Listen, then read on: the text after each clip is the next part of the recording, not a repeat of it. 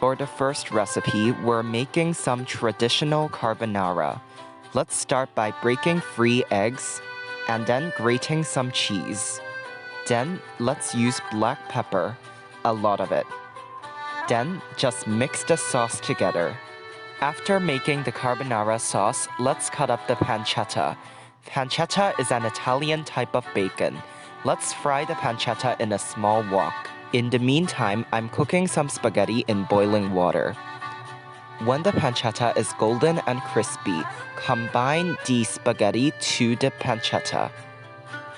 Now it's time to toss and combine the different ingredients.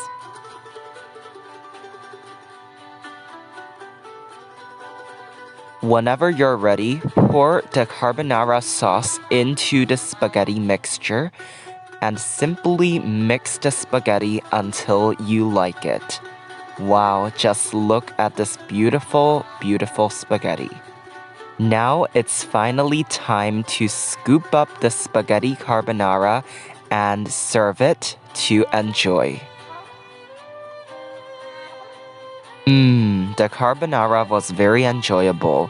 The combination of creamy sauce and crispy pancetta was heavenly.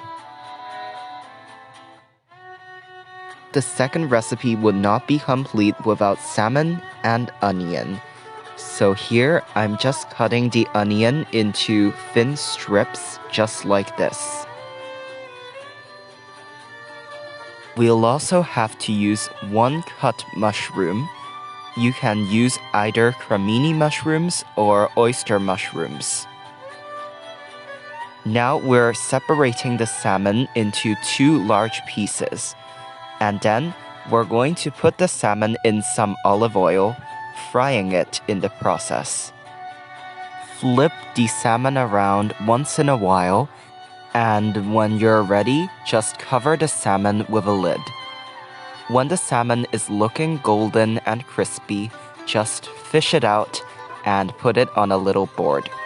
Now to a pan with little bit of oil, add the onions and saute them. Then, after a few minutes, add the mushrooms. Saute the onions and mushroom for a while and add some flour to the pan. We will also need some milk, around 200 milliliters, and pour it into the pan. Look at this creamy, beautiful, luscious sauce. It just makes me drool. Just like the last recipe, add some spaghetti to boiling water, and now I'm gonna add some mirin and soy sauce. When the carbonara sauce changed color from white to yellow, add the spaghetti into the pot and continue stirring for at least 3 minutes. While stirring, remove the skin of the salmon and cut the salmon into little pieces, putting it inside the pan. Now it is finally time to plate up, so I grabbed my bowl and started to eat. This recipe was absolutely divine, and Colin and I both enjoyed 2 bowls of this beautiful spaghetti. For our group, we made lasagna. First of all, we rinsed the vegetables in order to prepare for meat sauce. We peeled it, and then we chopped it into small pieces. What you see now is a carrot being diced into pieces. The other things you had to prepare in the same period of time were the celery and the garlic and onions, which we also diced. Okay, then we put it into a pot and cooked it with olive oil.